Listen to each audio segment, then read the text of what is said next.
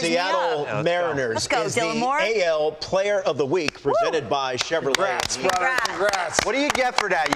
You still get to watch?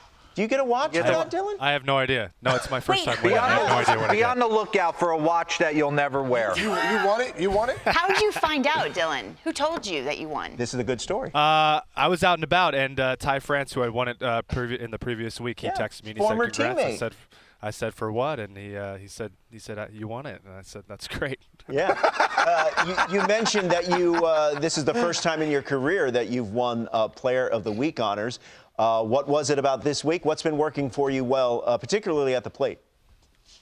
Yeah, I had a good week of seeing the baseball, 2 feet in the ground, being able to take good swings. I was probably a little bit more aggressive than years past, just trying to put everything together that I've learned over my career, and it worked last week for sure. Is that a concerted effort to be more aggressive, and what does that look like when you're working on your approach?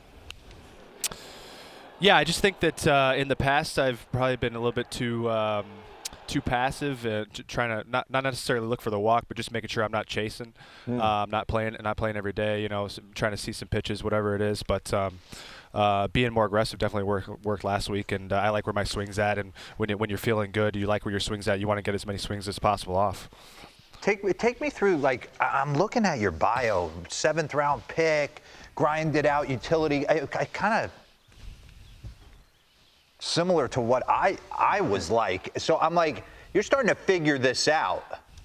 I mean, the goal is still to be an everyday guy. I know that, but do you feel like confidence-wise, you're starting to figure out like, hey, man, I can put up some numbers like 20-plus bombs and do some things if given the 500, 600 plate appearances? Yeah, sure. I mean, I always have some individual goals going into every single season. But beyond that, I think that my role, and I'm sure your role when you played, is more of a team type of player, coming off the bench as needed. 162 games is a long season for the guys who play every day. So to be that backup guy, I take a lot of pride in that.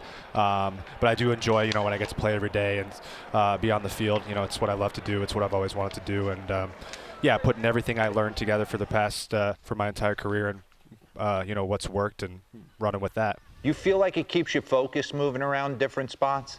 I felt like when I hunkered down at one spot for longer than a week, I kind of lost my edge. I liked bouncing around.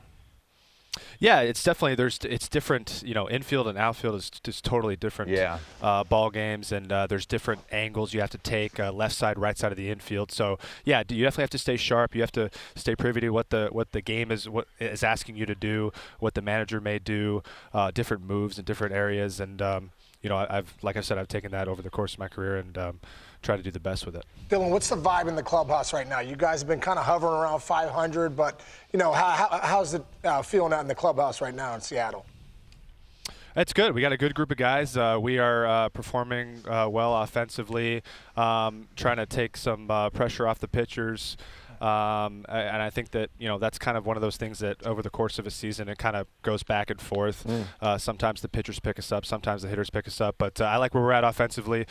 We have a pretty simple approach, just staying up the middle and trying to do damage and just do what the game's asking you to do in certain situations, not get too big. And everyone's taking that approach, and different guys are contributing each night. It's been good. The vibes are good. I thought one of the best signs that you had in the offseason was Kevin Seitzer coming over there. How's Seitz been so far, and what's his mentality as far as approach goes at the plate?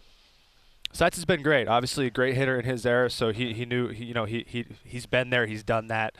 He brings a lot of experience to the table, and he brings a lot of simplicity. Sometimes it's up to each player to know what he needs at the plate, whether it's a lot of driven information or if it's just see ball, hit ball. And I think that he brings a lot of the kind of the simplicity of just see the ball in the middle of the field and drive it here, drive it this way.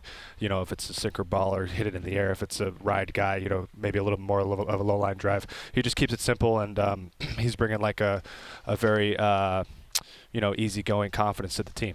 Love that. Breakfast. What did you have for breakfast, Dylan?